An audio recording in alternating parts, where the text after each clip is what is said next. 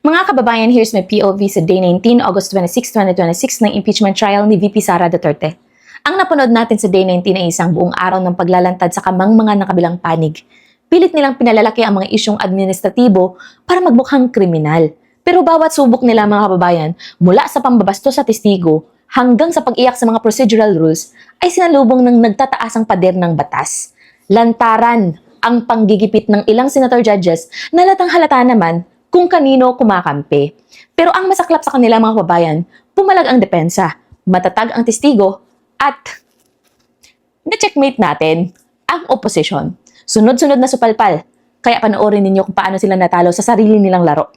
Umpisa natin sa panggigipit ng mga senador na akala mo ay nasa radyo o TV program kung umasta mga kababayan. Si Senator Judge Raffy Tulfo, nang hindi makuha ang sagot na magpapasikat sa kanyang naratibo ukol sa pagpirma ng mga dokumento ng OVP, ginamitan ng matinding sarkasmo at pambabastos ang testigo nating si OVP Assistant Chief of Staff Lemuel Ortonio.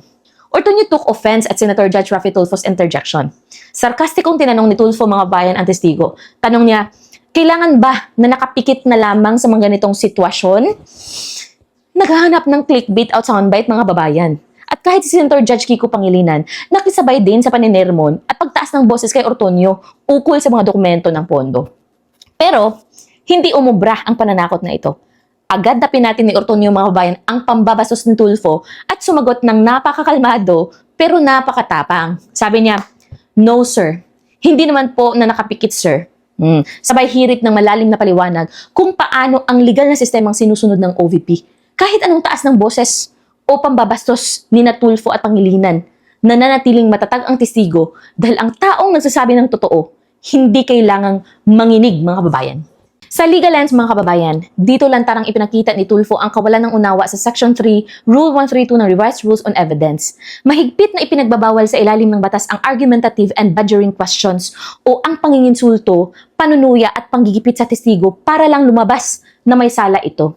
Ang isang Assistant Chief of Staff mga kababayan ay pumipirma batay sa regularity na na-verify na ng kanyang mga tauhan sa ilalim ng doktrina ng presumption of regularity in the performance of official duties.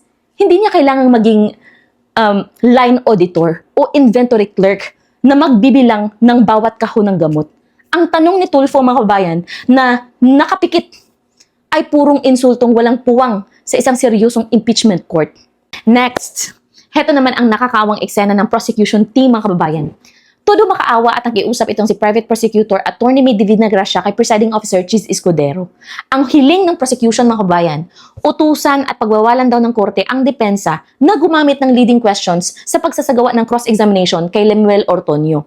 Katwiran ni Divina Gracia mga kababayan, wala raw silang karapatang gumamit ng leading questions dahil declared naman daw na ang interes ng testigo ay nakaayon sa respondent na si VP Sara Duterte. Kaya, hindi raw pwedeng ituring na hostile o adverse ang testigo sa panig ng depensa kapag ang depensa na ang nagtatanong. Gusto rin nilang pilitin ang testigo na hulaan o mag-speculate sa kung ano ang state of mind o iniisip ni VP Sara Duterte mga kababayan. Pero, ano ang naging ruling ni Presiding Officer Chis Escudero? Sinupal pa lang naman ang prosecution, no? Pinayagan ni Escudero mga kababayan ang depensa na malayang gumamit ng leading questions at hinarangan ang hulaan na gusto ng prosecution.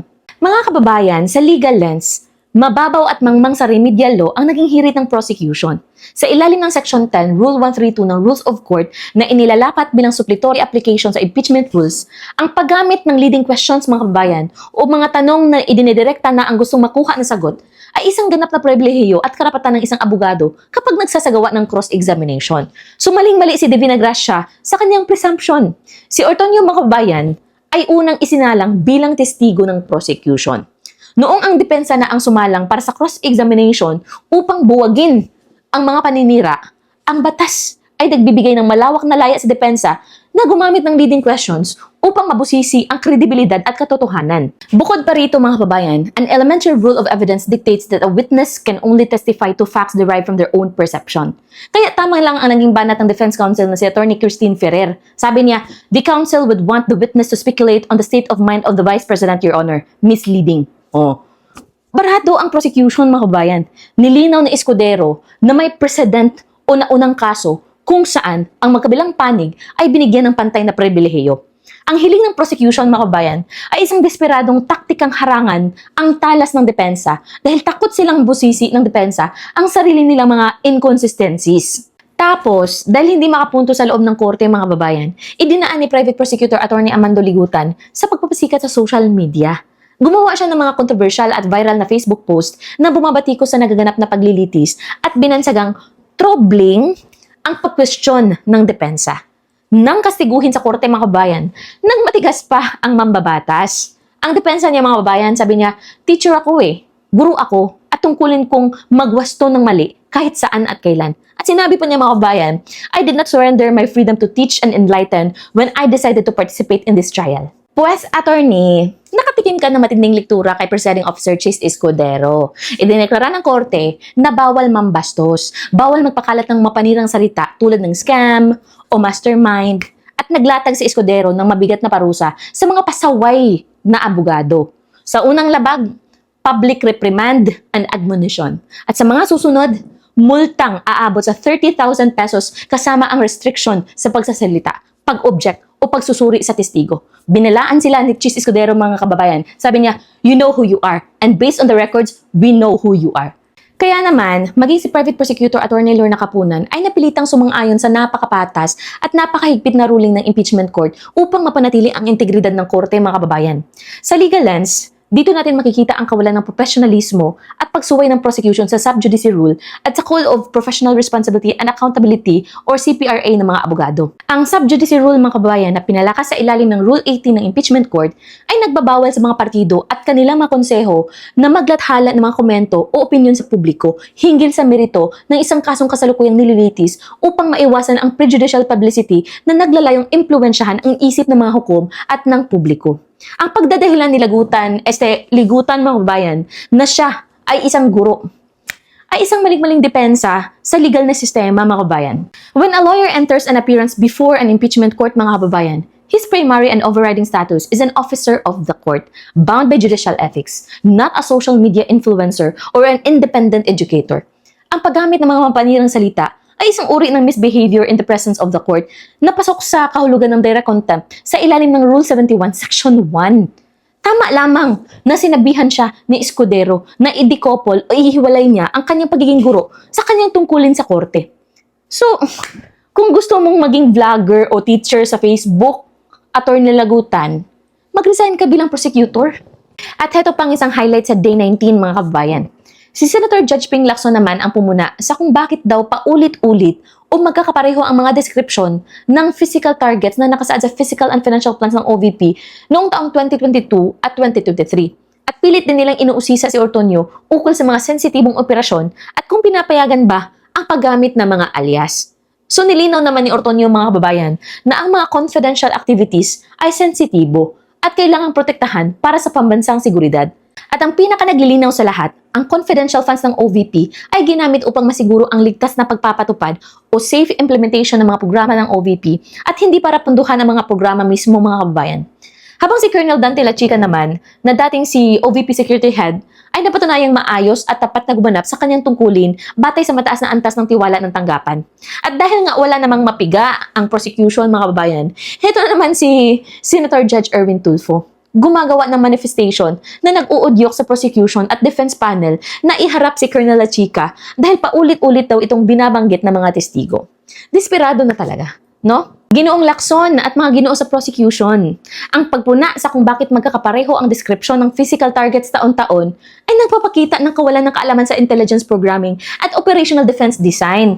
No? Sa ilalim ng Joint Circular No. 2015-01 na nagre-regulate sa confidential at intelligence funds, ang mga target para sa pambansang seguridad at proteksyon ng mga sensitibong proyekto ay maaaring manatiling pareho dahil ang mga banta or threat matrix sa isang rehiyon o tanggapan ay hindi naman pabago-bago buwan-buwan. Gayon din, may malaking legal na pagkakaiba ang program funding sa operational security funding. Ang mga programa tulad ng medical assistance ay pinupunduhan ng regular na line item budget ng OVP na dumaan sa General Appropriations Act or GAA, no? Ngunit, ang pagtiyak na ang mga gamot at ayuda ay ligtas na makakarating sa mga liblib at mapanganib na lugar na walang sabotahe o banta ng mga terorista at mga masasamang elemento Yan ang mandato ng confidential at intelligence operations. Ang paggamit ng pondo para sa security facilitation ay ganap na legal at pasok sa definition ng counterintelligence support services. Bukod dito mga kababayan, tungkulin ng prosecution na buuin ang kanilang kaso at magpresenta ng sarili nilang testigo. Ang panawagan ni Tulfo na iasa sa manifestation ang pagharap ni Colonel Lachica ay nagpapakita lang na tamad ang prosecution o sadyang mangmang sila kung paano mag-build up ng ebidensya. At para naman sa pinakamalaking sarswela ngayong araw mga kababayan, may last highlight kung saan nagmarunong ang oposisyon pero na-checkmate sa sarili nilang laro. Ang usapin ng alias sa pagitan ni Senator Judge Bam Aquino at Senator Judge Robin Padilla. Sinubukan ni Bam Aquino mga kababayan na i-counter si Robin Padilla na nagtatanggol sa paggamit ng alias ng OVP agents para sa kanilang operational security.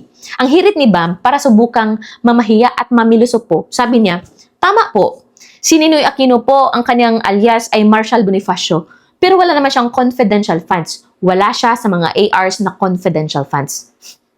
Akala ni Bam mga kababayan ay na-corner niya si Robin sa puntong iyon. Maling galaw, no? Ginamit ni Robin ang mismong argumento ni Bam para dambahin at i-checkmate siya sa harap ng korte mga kababayan. Ang naging matinding resback ni Robin, alam nyo? Sabi ni Robin, kung si Ninoy Aquino may confidential funds noon, hindi kaya nagamit yan para sa intelligence work upang ma-anticipate at mapigilan ang assassination sa kanya? Natulala ang lahat mga kababayan. Maging ang dalawang magkabilang counsels ng prosecution at defense panel ay napilitang sumang-ayon na malaki nga ang maitutulong ng intelligence funds sa mga ganyang kritikal na sitwasyon.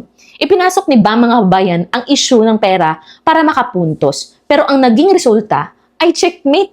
At dagdag pa rito mga kababayan, nanawagan si Senator Judge Mig Zubiri sa COA na maglabas ng final findings dahil lumabas sa testimonya na ang isyong ito ay pending reconsideration pa sa COA at walang pinal na desisyon ng misuse. Sa legal lens mga kababayan, dito lumabas ang kawalan ng strategic at operational awareness ni Bam Aquino pagdating sa National Security Framework. Ang confidential at intelligence funds ay isang preventive tool para punduhan ang pangangalap ng impormasyon laban sa mga banta at sabotahe bago pa ito mangyari.